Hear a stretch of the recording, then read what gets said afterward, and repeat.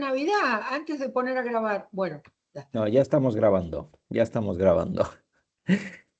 Bueno, chicos, muy buenas tardes a todos, queridos eternautas, los que nos seguís por el canal de YouTube y nos acompañáis con vuestros comentarios y con vuestras aportaciones. Hoy doy paso a un nuevo programa, el último del año, de este 2024, en el que seis de los habituales nos encontramos aquí para dar continuidad al cuento que ya comentamos en el anterior programa, el de reporte de la minoría, en este caso continuando de manera excepcional con la película que Graciela nos ha invitado a comentar también como adaptación al cine, Minority Report, esta película estadounidense de acción, ciencia ficción 2002, que dirigió en su día Steven Spielberg. A mí me parece que es una película muy, muy de Spielberg y que, bueno, presenta una adaptación en algunos fragmentos de la película bastante fidedignos al cuento y en otros, pues,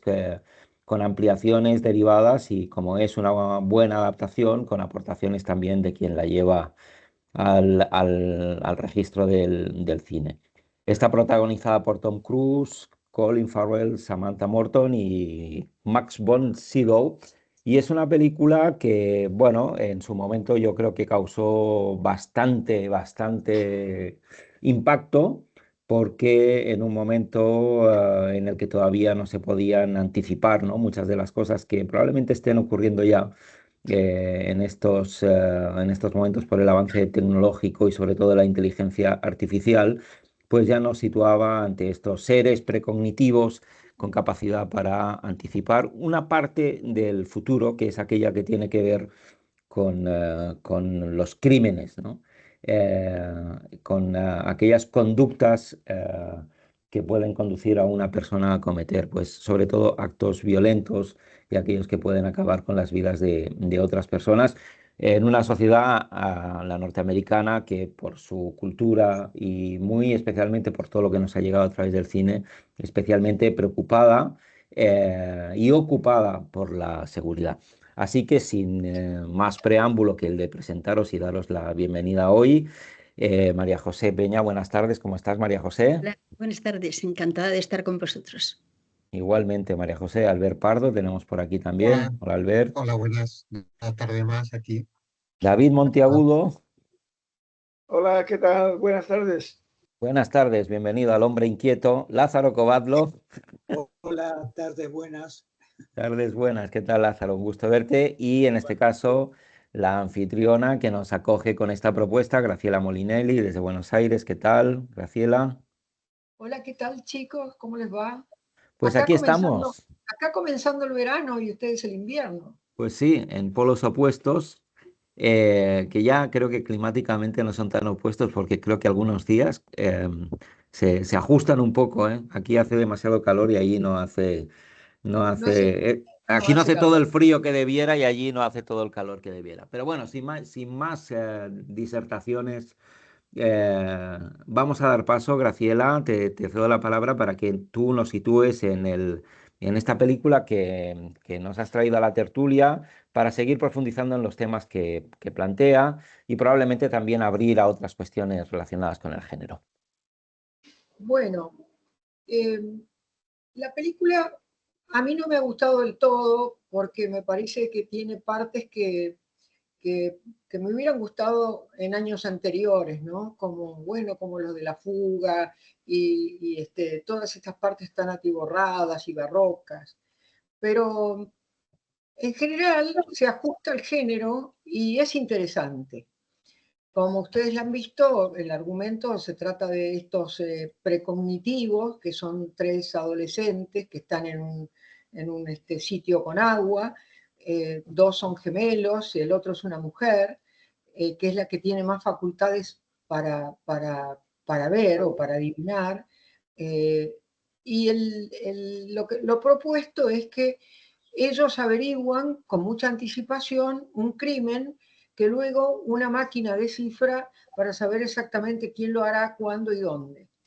Y esto ha tenido un tremendo éxito porque ha logrado que no se cometan más crímenes, porque los criminales son apresados antes. Pero luego, a través de la película, lo que vemos es la terrible situación de los criminales, o los supuestos potencialmente criminales, que quedan sin una vida propia, totalmente destinados a la miseria, ¿no? Y sin haber hecho nada, sin haber cometido el crimen, porque el crimen fue impedido.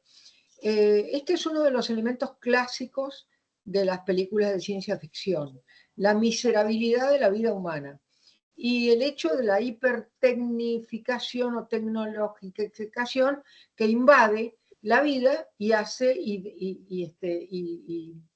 marca los destinos. Esto se repite en casi todas las películas del género. Acá también se ve muy bien. Está muy bien Tom Cruise, y Max von Sydow, que hace de villano, también está fantástico.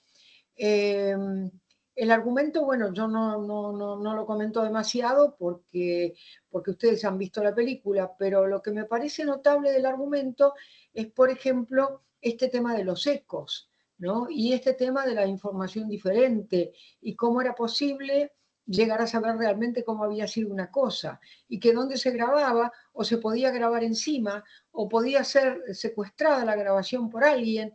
Entonces, hay una cuestión donde toda esta cosa tecnológica es también insegura. Entonces, hay una situación donde la inseguridad es reemplazada por una especie de dictadura. Hay alguien que dice qué es lo que va realmente a suceder o qué es lo que realmente es, ¿no? Sin que sea eso lo que es. Y esto sí es algo que también llama la atención, ¿no? Dentro del marco de lo que son este tipo de películas. La película al final se vuelve muy diferente del libro, pero se vuelve muy complicada en cuanto a su argumento, porque en realidad mezcla este primer asesinato que va a cometer Anderton con otro asesinato, o cómo fue que perdió la vida su hijo, y con otro asesinato, el de una mujer que fue matada por un encapuchado que después resulta ser el mismo Mark von Sydow. Mientras tanto hay uno que se declara culpable, y entonces ahí se ve cómo el sistema funciona realmente, porque este que se declara culpable termina finalmente suicidándose, que es lo que había dicho la máquina que iba a suceder. Bueno, yo iba a plantear como tema para discusión el libre albedrío y el determinismo, pero me parece que el tema de polémica va a ser más amplio, y a mí me gustaría que el tema fuera en realidad los elementos clásicos del género y el valor profético de muchas de las cosas que suceden en este tipo de películas, sobre todo el tema de los elementos robóticos del cuerpo humano, que, como ustedes ven, en la realidad, desde los años 80, en que debuta de alguna manera el género, porque podemos decir que el debut de la ciencia ficción actual, que se ha llamado también cyberpunk, es distinto de la ciencia ficción clásica. Y en realidad el debut viene a ser con Blade Runner y todas las películas que le siguieron después. Este debut es de los años 80, y en los años 80 existía como red una que se llamaba ARPANET. Ya existía una red, ¿no? En el ciberespacio. Y el ciberespacio empezaba a ser concebido como algo que iba a existir, pero todavía estaba en pañales, era una cosa que no estaba al alcance de toda la gente, era casi de uso militar. Pero se desarrolló. Y entonces se puede decir que todo esto tuvo un valor profético, porque mira, pues ahora nosotros tenemos implantes de rodilla, implantes de cadera, implantes de ojos, implantes de oídos e implantes de dientes, y bueno, ya no me cabe ninguna duda que vamos a tener implantes de cerebro. O sea, esto es una cuestión de tiempo nada más. En cuanto sepan cómo, nosotros vamos a tener esos cerebros, esos recuerdos implantados de la ciencia ficción. Yo creo que los cyborgs que están en Minority Report pueden llegar a ser reemplazados por la estadística y la inteligencia artificial, porque me parece que con suficiente información sobre la gente y sobre la estadística que puede tener la inteligencia artificial, puede llegar a prever conductas, tal vez conductas masivas, tal vez conductas revolucionarias, no sé si llegará a poder predecirse y en qué lapso conductas individuales. Pero seguramente eso va a avanzar muchísimo, porque esto está a las puertas, ya lo tenemos. Entonces, este tema del valor profético es también una cosa muy importante, me parece, del género. Y creo que otra de las cosas es esta visión de las ciudades, que también se ve en Minority Report, como cuando las ciudades están alejadas de los centros cibernéticos de poder, donde se ve que todo es limpio, todo es claro y todo funciona bien, hay despojos humanos, que son los otros humanos que viven en estos sectores de afuera, y las ciudades se ven decadentes, oscuras y sucias. O sea, es un mundo que está creado por sobre el otro mundo, ese otro mundo que tiende a desaparecer en medio de la basura, que será la mayor cantidad del planeta, mientras que una parte pequeña del planeta será la parte tomada por la tecnología que permite la supervivencia de la gente que va a manejar todo lo demás. Bueno, con este introito los dejo a ustedes. Oh, pues maravilloso introito. En el caso, muy bien resumida la película, las claves de género y todos los puntos cardinales en los que nos movemos. Yo le voy a dar la palabra directamente a David, porque ya digo que lo veo inquieto, para que pueda aproximar él también su parecer. Al respecto, al principio te veía ahí un poco como negando, no sé si tenía que ver con el discurso de Graciela o con otra inquietud interna, y vamos a darle, porque a lo mejor David se tiene que ir un pelín antes, y entonces vamos a darle paso para que pueda intervenir por si así fuere. Adelante, David. Ábrete el micro. David, está silenciado, ábrete el micro, tienes el micro silenciado. Vale, perdona, sí. No, cuando quizás haya negado o haya hecho un gesto, bueno, es quizás sí cuando ha dicho lo de que los precoz eran adolescentes. Bueno, en principio yo creo que son adultos. A mí me ha parecido que es adulto. Esta mujer es una mujer adulta, la que luego rapta a él para y tal. Bueno, no sé. Luego, es muy curioso en un día como hoy, en el que en España, claro, aquí tenemos a una persona que está en Argentina, pero el resto estamos aquí en España, y hoy es el día de la gran lotería, ¿eh? Esa lotería en la que participa prácticamente toda la población. Hay algunas personas que no, entre los que me cuento yo, que nunca participo, pero que es un poco borgiano, todo esto de una lotería donde todo el mundo está inmiscuido. Y es muy curioso porque en la película Minority Report, la máquina que da el resultado, pues es una máquina en la que primero cae una bola de madera con un nombre y luego cae otra bola de madera con otro. O sea que es como la lotería que hacemos aquí, que es una lotería que aún se hace físicamente con un bombo que está lleno de bolas de madera, con todos los números que participan, y otra esfera que está llena, otro bombo lleno con las bolas de madera de los premios. Entonces me ha resultado curioso esto, y me ha movido también a una reflexión, que es el hecho de que esta película, que al parecer es del año 2002, creo, ¿no? Y claro, es una película que está muy bien hecha y que hay algunos aspectos de la tecnología que están muy bien anticipados o muy bien desarrollados, como cuando como por ejemplo, cómo fabrican los coches, ¿no? Que es una evolución de lo que actualmente pues ya se hace, de hecho, pero aún mucho más eficaz y más rápido. Pero luego, claro, hay cosas curiosas, ¿no? Es curioso, ahí ves ya cómo ha cambiado en estos 20 años ya. El mundo la tecnología ha ido un poco más allá aún, ¿no? Que lo que se podía predecir, porque en teoría sucede en el año 54, creo, en el 2054, lo de la película. y el policía llega con un permiso que aún es un papel firmado, ¿no? Cuando actualmente eso ya vemos que está desapareciendo y que en todo caso en el teléfono móvil muestras tu autorización, que ya hay unos sistemas de firma digital, de tu identidad, todo eso, lo del papel, lo veo un poco, e incluso el que lo graben en unas bolas de madera es curioso, ¿no? Eso me resulta curioso. Luego también quería decir, porque yo fui muy crítico desde el punto de vista literario, con el cuento original de Philip K. Dick, con esa estupenda idea, esa idea estupenda que es el cuento, que es toda una reflexión sobre el destino, sobre la predestinación o la capacidad para poder alterar el destino o la no capacidad. La idea es buenísima, pero el cuento es una chapuza. Y en cambio la película está mucho más bien desarrollada. También, claro, el cuento da para un corto, porque es todo tan frenético y tan rápido.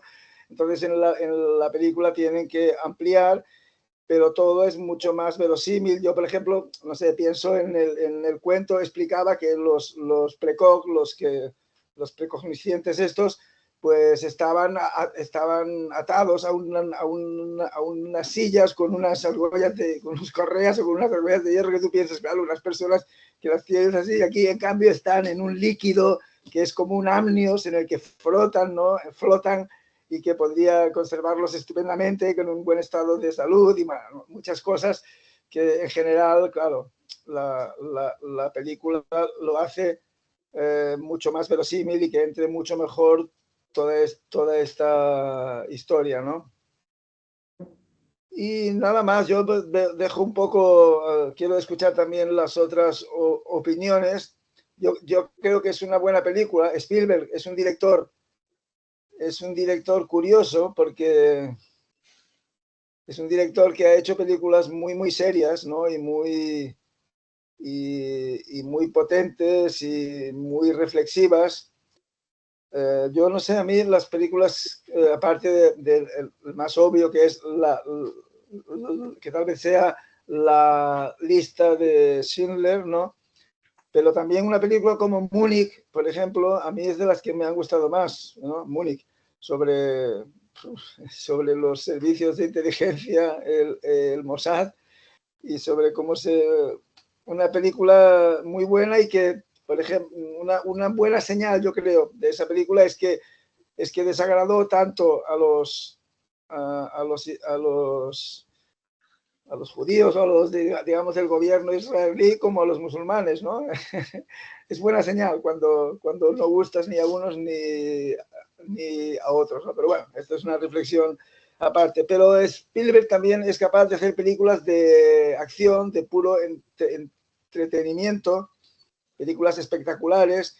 Y esta película, que hay esta reflexión, que es ahí, eso sí que es fruto, es todo el espíritu de esa reflexión tan interesante que plantea Philip K. Dick. Eso está presente en la película, pero yo creo que lo más interesante, lo más potente de la película es cómo desarrolla las escenas de acción, con esa agilidad y con esa espectacularidad, y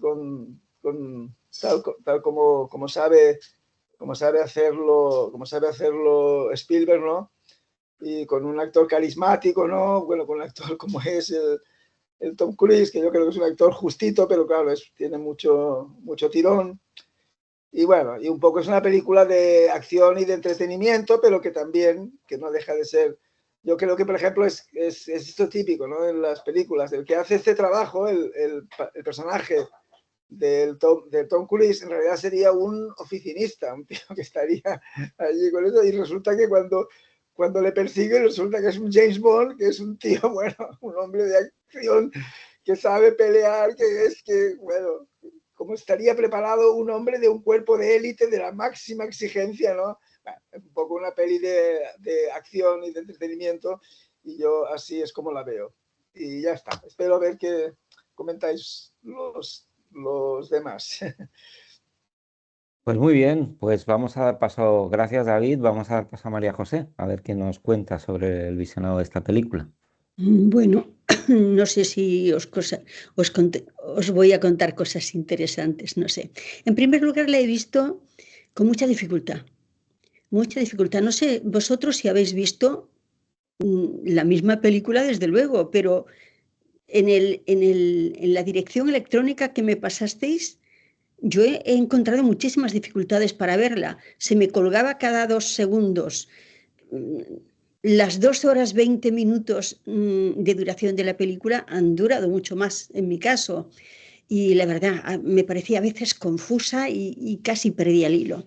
Pero bueno, al final, entre lo que leí del cuento y lo que he visto, creo que he sacado pues mi propia conclusión. Y mi propia conclusión es la que un poco ya sabéis. La verdad, no me parece una película memorable, ni mucho menos, por mucho que sea de Spielberg y por mucho que yo le tenga un gran respeto a este cineasta. Es un hombre hábil, ha tenido a lo largo de su carrera cinematográfica, ha tenido variedad de géneros. Quiero decir que es un verdadero artista de la cámara. Pero, bueno, yo veo mucha diferencia entre esta película y, por ejemplo, pues esta que tú acabas de citar, Múnich, o La lista de Schindler, que me parece, o Salvad al soldado Ryan, que me parece que son películas que se prestan muchísimo más a la reflexión. Esta se presta más, a mi juicio, al entretenimiento, a la distracción, a pasar un buen rato sin pensar demasiado, porque aunque en el fondo de la misma, de la película y también del cuento, en la propuesta, yo creo que laten verdaderas cuestiones que deberían analizarse, pero no se pasa por encima de ellas. Hay algún leve comentario, pero no se resuelven.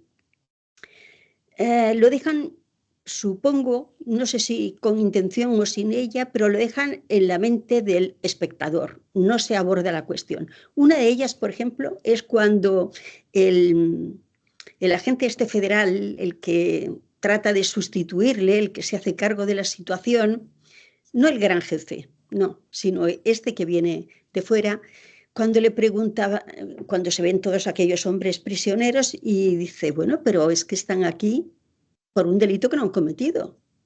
Es verdad, salvan el crimen, pero plantean algo horrible, un montón de prisioneros por una conducta que no han llevado a cabo. Esto es tremendo.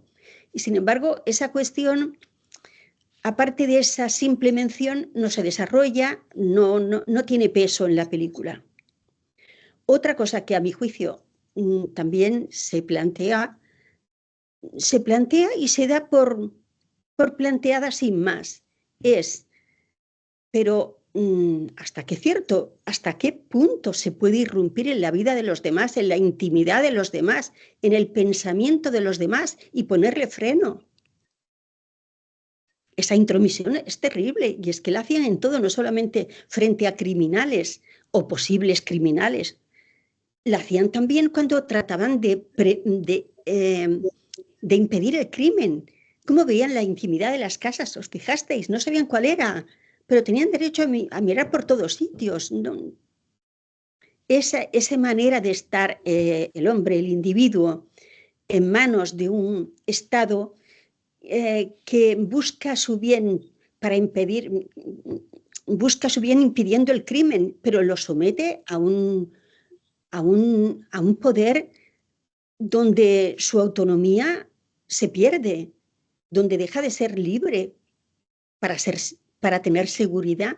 Todo eso, a mi manera de ver, no queda bien planteado ni desarrollado, apenas esbozado, lo deja en manos del espectador. Pero como película de aventuras y de entretenimiento, pues sí, es distraída, es también, a mi juicio, un poco incoherente, porque en algunas cosas están perfectamente avanzados, están en el futuro, lo pueden todo.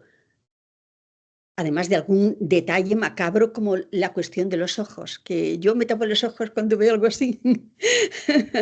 Pero bueno, aparte de eso, es verdad que las cuestiones del progreso de la ciencia, pues, están muy asumidas y Los efectos especiales son muy buenos, pero luego hay cosas que tampoco son coherentes con ese gran desarrollo. Tú has apuntado esta del papel, yo no había reparado en esa, pero he reparado en otras. Este hombre deja de ser casi humano y tiene acceso a cosas imposibles. Esa persecución, ellos que pueden tanto, tanto, tanto, no pueden capturar a uno solo. No tiene sentido. En fin, que me parece que una película entretenida para sábado por la tarde con los chicos, pero a mi juicio nada más. Yo me quedo con el otro Spielberg. Muy bien, María José. Pues vamos a ver. Lázaro, ¿qué te parece todo lo que va saliendo por aquí? Bueno, yo la verdad que María José me, me sacó casi todo lo que yo iba a decir. Sí, coincido mucho con ella, ¿no? Lo que dice. Sí, en cuanto a la concepción cinematográfica, ¿no? Spielberg evidentemente es un, es un director de muchísimos recursos y puede incursionar en géneros diversos, ¿no? En este caso, esta película, la verdad que a mí el exceso de movimiento, como la lentitud de los movimientos, te aburre, ¿no? Pasa todo demasiado rápido, no hay reflexión, no hay, es muy contradictorio, ¿no? Y que es una película que sobre todo se agarra de los efectos técnicos, ¿no? Es un aparato y me parece que es un aparato fallido, ¿no? Pero bueno, obviamente hay sensibilidades para todo, porque la película en su día creo que tuvo bastante éxito. Y no mucho más. En cuanto a la cuestión, sí, lo otro, que es el precrimen y todo eso, que entonces te hace llevar el pensamiento al tema del libre albedrío. Eh, eh, bueno, ese es un tema filosófico casi, ¿no? Que yo le planteaba a Graciela ya, que se lo dije hace muchos años, y la última sesión también sobre el caso este de un tipo que apuñaló un cadáver, ¿no? Creyendo que estaba vivo, y si el tipo es un criminal o no lo es, ¿no? Bueno, obviamente en la conducta humana hay muchas cosas que no están determinadas, que no sabemos cómo juzgarlas, ¿no? Pero todo eso es un revoltijo que me parece que habría que aclarar. Vamos a ver, a mí la verdad, para ser honesto, sincero, franco, no me gustaron ni el cuento ni la película, ¿no? Me parece que, y a mí me gusta mucho, hay muchísimas obras de ciencia ficción que me han gustado muchísimo, ¿no? De hecho, yo creo que gran parte de mi iniciación a la escritura tiene que ver con la ciencia ficción, ¿no? Cuando empezaba a leer todos esos libros de Minotauro, ¿no? Después de haberme leído toda la serie de Tarzán, ¿no? de Ray Purrox en adelante. Pero hay cosas ahí que no encajan, mejor dicho, que encajan a las fuerzas, ¿no? Y eso es lo que me parece. Y de hecho he olvidado muchas cosas. Me parece que para mí es una película olvidable, ¿no? Por lo que a mí respecta. Y no mucho más. Muy bien, Lázaro, pues ya vemos que va dando disparidad de opiniones y vamos a ver qué nos dice Albert, si le da algún apoyo a la película o la defenestramos ya directamente. Sí, yo en este caso voy a dar el reporte en minoría, porque a mí sí que me ha gustado la película. Yo creo que esta película es un buen ejemplo de cómo se puede combinar perfectamente el deseo o la voluntad de entretener con llevar al mismo tiempo, dejar al espectador, en este caso, algún motivo de reflexión. A mí sí que es una película que me ha gustado, es una película que la puedes ver perfectamente el sábado por la tarde con los chicos y ver la acción y las persecuciones y ya está. Pero sí, yo creo que sí que da pie a... Yo creo que esta combinación de entretenimiento y reflexión es algo que viene de siempre, de la historia de la literatura y del espectáculo, ¿no? Por ejemplo, las tragedias griegas, a las que luego yo voy a hacer un comentario, que ahora vemos como una cosa tan absolutamente profunda y tal, evidentemente llevaba un mensaje, pero la gente que va al teatro de Atenas a ver a Sófocles, a Eurípides, básicamente lo iba a pasar bien. Y vemos que en esas obras de teatro, junto con ese mensaje profundo, pues había diversión, acción, salían los dioses, lanzaban rayos, se peleaban. Es decir, que yo creo que es algo que se puede hacer y que de hecho el buen cine, la buena literatura, no creo que nunca deba renunciar al lector, al espectador, a entretenerlo. Y en ese sentido, yo la película, sí, para yo, en este caso, a mí me ha gustado y yo le doy una buena nota. En cuanto a compararla con la novela, con el cuento, pues no voy a opinar porque la verdad no he tenido tiempo de leerlo y sinceramente después de los comentarios de David, igual no lo leo. Y yo sí quería echar esta observación sobre la película, sí que a mí, los motivos a mí en concreto, los motivos de reflexión que me ha producido son dos. Por un lado, a un nivel, digamos, más superficial, yo creo que aborda el tema, que yo creo que es un tema que cada vez es más evidente y es un tema que no acabamos de resolver, que es la disyuntiva entre libertad y seguridad. Efectivamente, como ya habéis comentado, en este mundo futuro hacia el que nos dirigimos, en el que cada vez hay más medios tecnológicos para controlar a la población, llega un punto en que la intimidad y ¿no? La protección de los propios datos cada vez más está en entredicho. La película lo aborda claramente para mí y lo aborda aplicado a un aspecto en concreto, que es el aspecto pues, del derecho a la justicia, ¿no?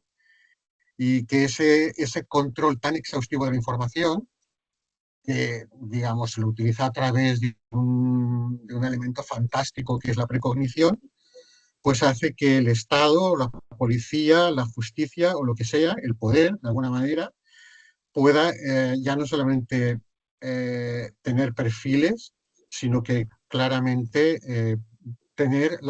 creer que tiene la potestad de ver quién va a cometer un delito y condenarlo antes de que haya cometido el delito. Yo creo que esta es para mí un mensaje muy claro, es una crítica muy clara a las tendencias sociales que hay en muchos estados y no solamente a nivel potencial, sino que realmente yo creo que lo podemos ver en nuestra práctica diaria. Nos hemos acostumbrado, o ya no nos resulta extraño hablar de guerras preventivas. O sea, se han llevado a cabo ataques a países que no han hecho ninguna actividad bélica simplemente porque se preveía que por si acaso podían realizarla, la guerra de Irak, o en nuestro país ha habido pues casos de acusar a gente de terrorismo sin que hayan hecho ningún acto delictivo, sino que por su ideología o por su perfil político o porque tenían un petardo en casa, podían, en algún caso, haber cometido algún acto terrorista. Es decir, que no está tan lejos, ¿no? Y un poco yo creo que esto es uno de los temas para mí de la película y no creo que los guionistas y el director lo hicieran de forma inconsciente. Yo creo que ese mensaje lo llevan ahí de una manera no muy clara, pero no muy explícita, pero yo creo que sí que es un mensaje. Y después, de una forma a otro plano, porque realmente lo utilizan, que es un plano un poco más de género fantástico, que lo utilizan yo creo como un recurso para plantear este tema, que es la precognición. Es uno de los temas recurrentes, ¿no? En la literatura y en el cine fantástico, que es el jugar con el tiempo, ¿no? Los viajes en el tiempo es algo como muy clásico. En este caso, y por eso hablaba antes de la tragedia griega, yo creo que esta película, al fin y al cabo, podría considerarse una tragedia griega del siglo XX, porque en el fondo juega con la paradoja del oráculo. Ah, en el fondo, la trama o el argumento, en el fondo, es que es el director de la institución, intenta manipular el futuro, incluso a través del precrimen para mantener el control del poder. Y al final no puede, porque es su propia acción es lo que hace que se cumpla, que pierda el poder. Es que lo que pasa en Edipo, en Antígona, es decir, quieres evitar que cuando conoces que va a la predicción del oráculo, el pretender evitar que se cumpla la predicción del oráculo es precisamente lo que hace que se cumpla la predicción del oráculo. Yo creo que al fin y al cabo es la película, en el fondo es esto, tiene una estructura como si fuera Edipo Rey de Sófocles, Eurípides, no me acuerdo quién es. Sófocles. Y realmente, yo otra cosa que he pensado es que nos hablan de que hay un Minority Report, de que hay predicciones que no se cumplen, pero realmente a lo largo de toda la película, luego he estado pensando, y todas las predicciones de los precoz se cumplen. O sea, no hay ni una que no se cumpla. Es decir, que al final el Minority Report no aparece por ningún lado. Con lo cual, pues quizá los delincuentes todos habrían quizá cometido los crímenes. Yo creo que esto es, digamos, la parte más fantástica, que juega un poco con el concepto del tiempo, que es algo que la ciencia ficción, desde que Einstein, bueno, desde la física, ha demostrado, y además es verdad, que el tiempo es una dimensión más del espacio, que el espacio y el tiempo es lo mismo, y que por lo tanto perfectamente puede pasar que todo exista, es decir, que el pasado y el futuro siguen existiendo, porque de alguna manera al aumentar la velocidad, bueno, no quiero enrollar con esto, pero es decir, que de alguna manera iría a favor de lo que ya de alguna manera intuían los griegos, que el futuro no se puede cambiar, que el futuro está escrito, es la fatalidad griega, ¿no? Y un poco, yo creo que para acabar, yo creo que sí, que al final, resumiendo la película, el mensaje para mí digamos, más fantástico de la película sería que por el futuro está escrito. Y como si fuera, bueno, pues eso, lo que diría Sófocles. Y ya está, o sea que ya veis que a mí sí me ha motivado la peli. Sí. Muy bien, Albert. Pues bueno, yo qué os puedo decir de la película. Yo, en fin, ni me parece una película denostable, ni tampoco me parece una película que posiblemente yo hubiera pagado una entrada por ir a verla al cine. Una vez vista, me parece que es un producto desde el punto de vista cinematográfico, pues con la pretensión de llegar a un gran público y que cumple con los criterios más ortodoxos de esa convención y que no es justamente ese tipo de cine con el que yo conecto más, pero aún así, pues a mí me parece una película entretenida, una película de acción principalmente, pero también que tiene elementos de thriller, ¿no? Policíaco y bueno, que de alguna forma, pues sí, debe ser una de estas películas que tenemos que pensar también que cuando se estrenó esta película, quiero decir que el mundo, si ha cambiado en los últimos 10 años, imaginaos desde el 2002 hacia aquí en estos 22 años, sobre todo la mirada del espectador. Quiero decir, ahora mismo esta película se mira con unos ojos que en aquel momento eran impensables porque la gran mayoría de personas no teníamos, ¿no? Una capacidad precognitiva, ¿no? Siempre hemos alimentado en cómo será el mundo dentro de 25 años, una generación muy apoyados en los elementos que nos da el cine. Quizá ahora no tanto, porque tenemos acceso a muchísima más información. Pero para no redundar en cuestiones que ya se han dicho, voy a focalizarme. Estaba repasando mentalmente qué cosas podría decir que nos hubieran dicho ya para no hacer aquí un poco entrar en bucle. Y yo me voy a centrar en algunas de los personajes, o en este caso de las personas, ¿no? Porque hemos pasado por alto el hecho de cómo el Estado, en este caso, instrumentaliza la vida de tres personas de una manera absolutamente cruel, ¿no? O sea, ninguno habéis hecho una reflexión de cómo estos precogs están ahí al servicio del Estado, sin ningún tipo de posibilidad de revertir su situación. Y bueno, a todo el mundo nos ha parecido bien, si no hemos dicho nada al respecto, de que un No, Estado, bueno, María José ya sí ha apuntado por ahí diciendo, oye, que esto de que no nos dejen tranquilos y se metan en nuestra intimidad y, en fin, que cada uno debe tener preservada, ¿no?, su esfera personal e íntima. Pues estas personas las han cogido como si fueran esclavos, ¿no? ¿Hay ahí alguna relación o planteamiento con respecto al esclavismo? Yo tengo a una persona aquí para hacer lo que yo necesito sin cuestionarme nada en absoluto con respecto a su condición, ¿no? Esa es una de las cosas que, bueno, a mí me llama la atención.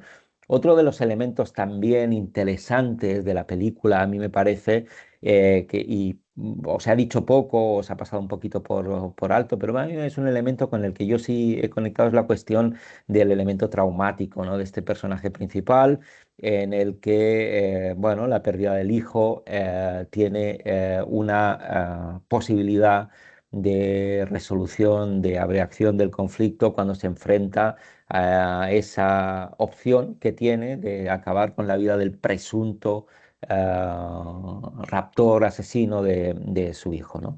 Ahí obviamente hay un mensaje claro de la película y de los bienes y los valores a los que se aspira en la sociedad norteamericana, la integridad, el compromiso y al final actuar en nombre de los valores del Estado por encima de los intereses, de las afectaciones personales. Pero está claro que en ese mundo futurista las personas siguen sufriendo exactamente por las mismas cuestiones que se sufría en la Grecia clásica, por ejemplo, ¿no?, que tiene que ver con el vínculo, la pérdida y la posibilidad de resarcirse de esa pérdida, evidentemente todavía con mayor dificultad cuando esta tiene, ¿no?, un elemento traumático o un componente traumático. Y por otro lado, también me hace pensar la película en que a todos nos parece como muy normal que este poder de intervenir en la vida de las personas y apresarlas, atraparlas, esté en este caso en manos de un Estado. Pero ¿qué pasaría si esa capacidad, esa potestad la tuviera un único individuo, ¿no? Y que actuara por su cuenta y riesgo, porque tuviera esta capacidad precognitiva? ¿Y qué haríamos la sociedad con respecto a eso, ¿no? ¿Qué haríamos si hubiera alguien que pudiera anticipar ese destino fatal que ya está escrito, supuestamente, con esta perspectiva en la que nos sitúa la película, y alguien tuviera esa capacidad por sí mismo, un precoz, pero no un precoz secuestrado y al servicio de un Estado, sino una persona que en sí misma tuviera esa capacidad visionaria y entonces actuara por su cuenta, ¿no? Y eso también me lleva un poco a la derivada de qué haríamos cada uno de nosotros en el caso de que tuviéramos constancia, no por adivinación o precognición o capacidad anticipatoria del futuro, sino simplemente porque accediéramos a una información que nos asegurara que se va a cometer un delito, un asesinato en breve, en algún momento, tuviéramos la posibilidad de evitarlo, de intervenir, y no hubiera otra opción nada más que nuestra propia intervención. ¿Y qué haríamos en ese caso? Algo que no se ha cometido todavía, pero sabemos que se va a cometer, y nos situara en esa encrucijada, ¿no? Me parece que como dilema moral individual en el que alguien debiera de tomar una decisión, también me parece un elemento interesante. Yo, para cerrar, diría que con la pobreza literaria del cuento me parece que se le ha sacado mucho jugo a ese argumento, que evidentemente como película de trama, de acción y de trama, pues es necesario que le haya dado alguna vuelta de tuerca al planteamiento original para, bueno, hacer un poco más compleja el desarrollo y ese desenlace último que tiene que ver también con que aquellos que ostentan el poder y a veces los sistemas de control son personas que por esa condición se creen a salvo de los propios sistemas que crean. Abro paréntesis, Íñigo Errejón, cierro paréntesis. Y no, al fin y al cabo aquí tenemos un caso que ¿no? Hay un político que ha creado una ley y al mismo tiempo estaba cometiendo delitos supuestamente de alguna manera que tenían que ver con esa misma ley que él había creado, me parece, de una, ¿no? Y por lo tanto yo creo que hay algún tema relacionado también con la impunidad, con el hecho de saberse impune por haber creado un sistema que funciona para prevenir o para castigar una serie de delitos. A mí me parece que la idea en sí misma, y con esto ya cierro, del cuento original es interesante, que el desarrollo del cuento pues, es pobre y que gracias a la pobreza, eso es una creencia, una pura especulación, gracias a la pobreza literaria del cuento es que alguien decidió darle un recorrido mayor. En la película, en este caso Spielberg, uno de los cineastas pues, de mayor prestigio, eh, y que pese a no ser un producto cinematográfico de mi cuerda, entiendo que dentro del género sí es una película de calidad, sí es una película que muchísima gente conoce y seguramente fue un éxito en salas en su momento y que sí, que creo que tiene su valor. Y con esto cierro. Perdón, a mí se me quedó una cosa en el tintero. Que, ¿me escucháis? Sí, adelante, Lázaro. Bueno, que habéis hablado de control del Estado, de control de la intimidad y todo esto, ¿no? Entonces ya me acordé de la gran novela de ciencia ficción, que además es realista. A ver si adivináis en qué estoy pensando. 1984. Claro que sí, claro que sí. Ahí está todo, ¿no? Bueno, pues esto es lo que quería decir. Ahí se ve el control del Estado, meterse la intimidad, ¿no? Hasta cuándo se levanta uno, cuándo tiene que hacer gimnasia, qué tiene que comer, etcétera, etcétera. Nada más.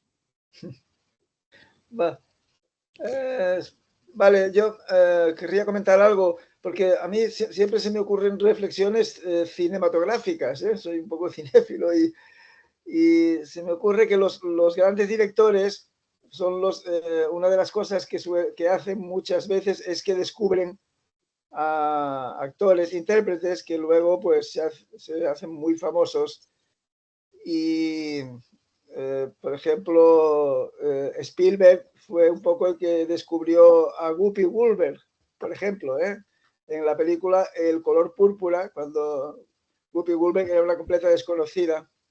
Y también Ingmar Bergman,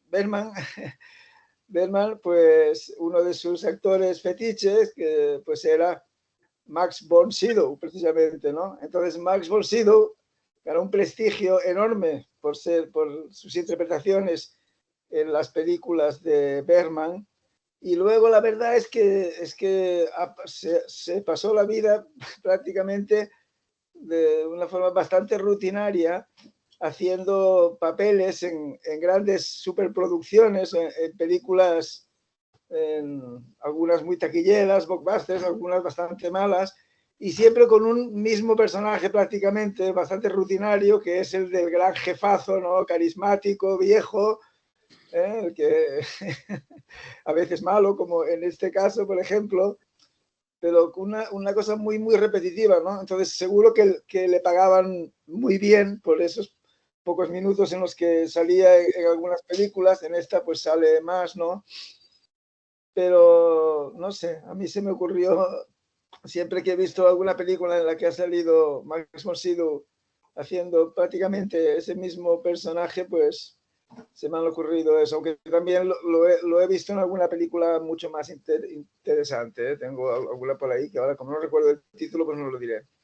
Bueno, simplemente quería dejar esa reflexión estrictamente cinematográfica y también disculparme porque tengo que retirarme, así que esta ventana mía se cerrará pronto espero que aún podáis desarrollar alguna cosa más, He ¿vale? sido precognitivo. David, te despedimos aquí. Felices Gracias, fiestas, que que vaya vaya bien. muy bien. Que tengas Feliz Navidad. buenas fiestas y que un buen año. Bueno, ya se fue. Pues Graciela, ya se fue David, pero te doy paso para que puedas, después de haber recogido nuestras impresiones, que puedas hacer tu propio cierre. Sí, nada, estuve anotando algunas cosas, por ejemplo, entre los anacronismos que hay en la película, está el tema del traje y la corbata, que no parece que sigue siendo la indumentaria que van a usar los hombres. Digo, qué falta de imaginación. Mira, en 2001, Odisea del Espacio, se ve que la gente flaca, que va a usar otro tipo de ropa, y acá siguen con el traje y la corbata. Bueno, esa es una de las cosas. Y después, en cuanto a la sociedad cruel, eso es una de las características del género, la crueldad. Y por otra parte, hay una cantidad de películas de ciencia ficción que se ocupan de mostrarnos lo que son las profecías de la ciencia ficción. Que estas profecías es una especie de convención con el espectador acerca de que nosotros creemos que esta es una profecía. La sociedad cruel es una profecía. Esa vida de miseria, que es una pesadilla, es una profecía. O sea, lo que nos está diciendo la ciencia ficción es que esto no es bueno para el ser humano, por lo menos no así, porque puede conducir en su deformación a todas estas cosas que hemos visto y que nos repelen, ¿no? Y sí, los gobiernos autoritarios o en manos de corporaciones o de gente que no se sabe quiénes son una realidad. Ya, a ver quién quiere conseguir algo por teléfono o ver un ser humano para presentar alguna queja de una cosa que ha consumido, y es imposible que tú puedas ver un ser humano ya ahora. Ahora no puedes encontrarte nada más que con máquinas que te contesten y bueno, si te vendieron algo malo, qué sé yo, tienes que hacer un gran esfuerzo para que eso se revierta y tienes que ser una especie de... Eso van a ser los héroes modernos. Yo creo que los héroes modernos van a ser los que van a ser capaces de revertir tal vez esas situaciones. La otra cosa es que no se ve aparecer la democracia por ninguna parte. Parece ser que ha sido algo totalmente superado. No existe más la democracia, es una cosa que no se ve en ninguna de estas cosas. Bueno, y la otra noticia es que la famosa novela Neuromante de Gibbons dicen que va a ser llevada al cine por Apple Video ahora en el 2024, porque no tiene una película y fue una famosa novela que inauguró lo que después se llamó el cyberpunk, que no es muy diferente de la ciencia ficción, pero es una proyección más moderna, que ahora está teniendo sus 40 años, porque se cuentan a partir de Blade Runner desde que George Orwell escribió Un Mundo Feliz, ¿no? ¿Cómo se llamaba? No, de Huxley, muy Sí. feliz, Aldous Huxley, sí. Bien. Se ve que te funciona mejor la memoria que a mí. Yo le iba a citar también esto cuando hablé de Sí. 1984, pero bueno. Ya, sí. De cualquier modo, yo no he sido una cultora de este género, pero me parece apasionante. Estuve hablando con gente joven, para decirlo de alguna manera, con unos chicos de 30 que conozco, que son inmigrantes venezolanos acá. Ustedes saben que hubo una gran diáspora de venezolanos y nosotros tenemos una población grande de venezolanos acá. Bueno, estos chicos son universitarios y me cuentan que El Vengador del Futuro, por ejemplo, era una película que daban fin de semana por medio en la televisión pública en forma permanente. O sea, digamos que es parte de la cultura de una cierta juventud, como de hasta de 30 años, o sea, que nacieron en los 90, haberse criado con este tipo de fábulas y que tiene mucha vecindad con los videojuegos. Entonces, ahí nos explicamos muchas cosas. Este mundo no les parece a ellos nada raro y les parece perfectamente posible. O sea que nosotros somos más antiguos en esto, ¿no? Y si les parece posible, habría que preguntarse por algo será. Pues si os parece, con esa reflexión lo dejamos, nos emplazamos para el año nuevo con nuevos episodios, nuevas lecturas y nuevas películas y nuevos temas para seguir profundizando en este género fantástico y en sus diferentes acepciones, en el que estamos viendo películas de ciencia ficción y leyendo relatos, ¿no? Que nos adentran en él. Os despido aquí, espero que tengáis una feliz Navidad, unas felices fiestas y sin tener todavía fecha para exactamente el próximo programa. Queridos, los que nos seguís por las redes sociales, por el canal de YouTube, os animamos a que lo sigáis haciendo y dándonos apoyo y volvemos en el 2025, que lo tenemos aquí a la vuelta de la esquina con nuevas propuestas. Que tengáis una feliz Navidad.